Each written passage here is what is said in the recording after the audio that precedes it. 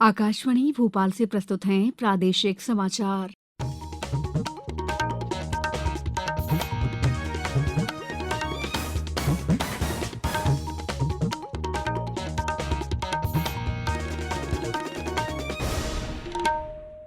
नमस्कार, समाचारों के साथ मैं दीपा सिंह। सबसे पहले मुख्य समाचार। प्रधानमंत्री नरेंद्र मोदी ने कहा, त्वरित न्याय दिलाने के लिए राज्यों में वैकल्पिक विवाद समाधान तंत्र को बढ़ावा देने की जरूरत। केंद्रीय गृह मंत्री अमित शाह कल भोपाल में हिंदी में मेडिकल की पढ़ाई का करेंगे शुभारंभ। हिंदी माध्यम से मेडिकल शिक्षा देने वाला मध्य प्रदेश पहला राज्य। राज्यपाल ने प्रदेशवासियों से स्व सहायता समूह के उत्पाद खरीदने का किया आह्वान। और भारत ने 7वीं बार महिला एशिया कप क्रिकेट का खिताब जीता। अब समाचार विस्तार से। प्रधानमंत्री नरेंद्र मोदी ने कहा है कि लोगों को त्वरित न्याय दिलाने के लिए राज्यों के स्थानीय स्तर पर वैकल्पिक विवाद तंत्र को बढ़ावा देने की जरूरत है। उन्होंने तेजी से मुकदमों को निपटाने के लिए लोक अदालतों की भूमिका की सराहना की। प्रधानमंत्री ने वर्चुअल माध्यम से गुजरात में केवड़िया के एकता नगर में विधि मंत्रियों और सचिवों के सम्मेलन का उद्घाटन किया। सम्मेलन को संबोधित करते हुए श्री मोदी ने कहा कि देश के सामने न्याय दिलाने में देरी एक बड़ी चुनौती है। उन्होंने गुजरात में शाम को भी अदालत में कामकाज शुरू करने की प्रशंसा की। श्री मोदी ने कहा कि अब समय आ गया है कि राज्य मौजूदा कानूनों की समीक्षा करे और औपनिवेशिक काल के पुराने तथा अप्रासंगिक कानूनों को रद्द करे। केंद्रीय गृह मंत्री अमित शाह कल भोपाल में हिंदी में मेडिकल की पढ़ाई का शुभारंभ करेंगे। मेडिकल और इंजीनियरिंग की शिक्षा हिंदी माध्यम से देने वाला मध्य प्रदेश पहला राज्य होगा। मुख्यमंत्री शिवराज सिंह चौहान ने कहा है कि देश और प्रदेश के लिए गर्व का विषय है कि आजादी के अमृत महोत्सव में हिंदी माध्यम में शिक्षित छात्रों के लिए हिंदी में भी मेडिकल की पढ़ाई के असंभव और अकल्पनीय कार्य का शुभारंभ किया जा रहा है। इस अवसर पर भोपाल के लाल परेड मैदान में एमबीबीएस प्रथम वर्ष की हिंदी में तैयार पुस्तकों का विमोचन केंद्रीय गृह और सहकारिता मंत्री अमित शाह हिंदी में ज्ञान के प्रकाश कार्यक्रम में करेंगे। उधर केंद्रीय गृह मंत्री अमित शाह कल ग्वालियर में भी एयरपोर्ट विस्तार का शिलान्यास करेंगे। श्री शाह एयरपोर्ट के शिलान्यास के साथ साथ प्रधानमंत्री ग्रामीण आवास योजना के हितग्राहियों को गृह प्रवेश कराएंगे। साथ ही जल जीवन मिशन के तहत नल जल योजनाओं का लोकार्पण और शिलान्यास भी करेंगे। इसके अलावा विभिन्न योजनाओं के तहत हितग्राहियों को प्रतीक स्वरूप सहायता भी वितरित की जाएगी। प्रधानमंत्री नरेंद्र मोदी सोमवार को नई दिल्ली में भारतीय कृषि अनुसंधान संस्थान पूसा में पीएम किसान सम्मान सम्मेलन का उद्घाटन करेंगे। कृषि और किसान कल्याण मंत्री नरेंद्र सिंह तोमर ने आज नई दिल्ली में मीडिया को जानकारी देते हुए कहा कि सम्मेलन में प्रधानमंत्री पीएम किसान योजना के तहत 12वीं किश्त के रूप में प्रत्यक्ष लाभ हस्तांतरण के माध्यम से 16,000 करोड़ रुपए जारी करेंगे। उन्होंने कहा कि श्री मोदी कृषि स्टार्टअप कॉन्क्लेव और प्रदर्शनी और केंद्रीय रसायन तथा उर्वरक मंत्रालय के 600 पीएम किसान समृद्धि केंद्रों का भी उद्घाटन करेंगे। रक्षा मंत्री राजनाथ सिंह ने अंतर्राष्ट्रीय नियमों को लागू करने और समुद्री सुरक्षा के लिए कानून बनाने के देश के प्रकल्प को दोहराया है। उन्होंने कहा कि भारत अन्य देशों के साथ सहयोग तंत्र स्थापित करने और समुद्री कानून प्रवर्तन एजेंसियों की क्षमता निर्माण करने में सहयोग करने में विश्वास रखता है। नई दिल्ली में एशियाई तटरक्षक एजेंसियों के प्रमुखों की 18वीं बैठक में श्री सिंह ने समुद्री गतिविधियों, समुद्री सुरक्षा और देशों के बीच और अधिक सहयोग बढ़ाने पर जोर दिया। सेना ने अग्निवीरों को बैंकिंग सुविधाएं प्रदान करने के लिए 11 बैंकों के साथ समझौता ज्ञापन पर हस्ताक्षर किए हैं।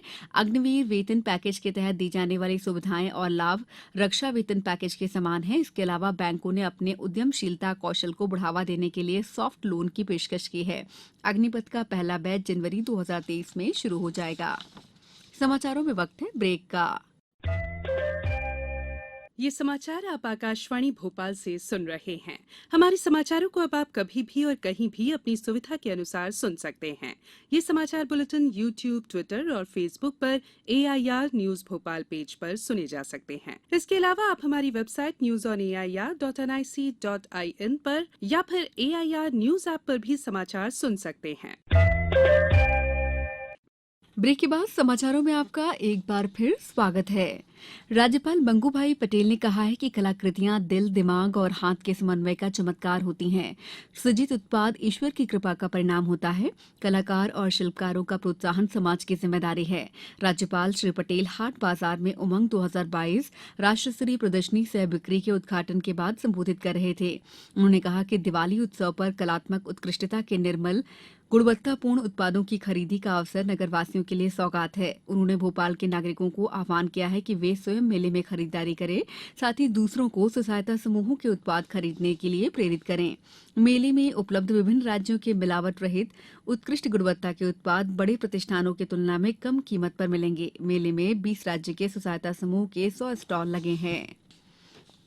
वाणिज्य और उद्योग मंत्री पीयूष गोयल ने कहा है कि वैश्विक नवाचार सूचकांक के 10 शीर्ष देशों में भारत को शामिल कराने के लिए निरंतर प्रयास किए जाने चाहिए। श्री गोयल आज नई दिल्ली में राष्ट्रीय बौद्धिक संपदा सम्मेलन और पुरस्कार समारोह को संबोधित कर रहे थे। उन्होंने कहा कि पिछले 7 साल के दौरान भारत वैश्विक नवाचार सूचकांक में 81वें स्थान से बढ़कर 40वें स्थान पर आ गया है।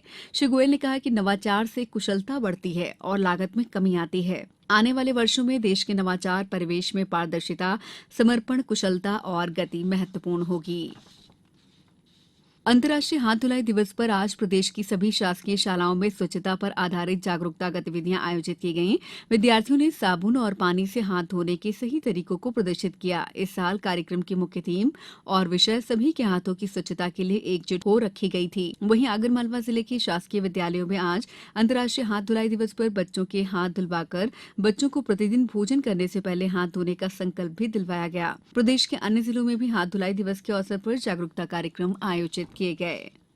आज पूर्व राष्ट्रपति एपीजे अब्दुल कलाम की जयंती है। इस अवसर पर राष्ट्रपति भवन में राष्ट्रपति, उपराष्ट्रपति और प्रधानमंत्री ने उन्हें पुष्पांजलि अर्पित की। प्रधानमंत्री नरेंद्र मोदी ने एक ट्वीट में कहा कि एक वैज्ञानिक और देश के राष्ट्रपति के रूप में डॉक्टर कलाम के योगदान को हमेशा याद किया जाएगा। वहीं मुख्यमंत्री शिवराज सिंह चौहान ने निवास कार्यालय स्थित सभागार में डॉक्टर कलाम के चित्र पर माल्यार्पण कर पुष्पांजलि अर्पित की और उन्हें नमन किया। डॉक्टर कलाम को मिसाइल मैन के नाम से भी जाना जाता है। भारत ने 7वीं बार महिला एशिया कप क्रिकेट का खिताब जीत लिया है। बांग्लादेश के सिलहट में आज खेले गए फाइनल मुकाबले में भारतीय महिला टीम ने श्रीलंका को 8 विकेट से हरा दिया। स्मृति मंधाना ने सबसे अधिक 51 रन बनाए। टॉस जीतकर पहले बल्लेबाजी करते हुए श्रीलंका ने भारत को जीत के लिए 66 रन का लक्ष्य दिया था। भारत की रेणुका सिंह ने सबसे ज्यादा 3 विकेट लिए। राजेश्वरी गायकवाड़ और स्नेहा राणा ने 2-2 विकेट लिए। अब कुछ समाचार संक्षेप में।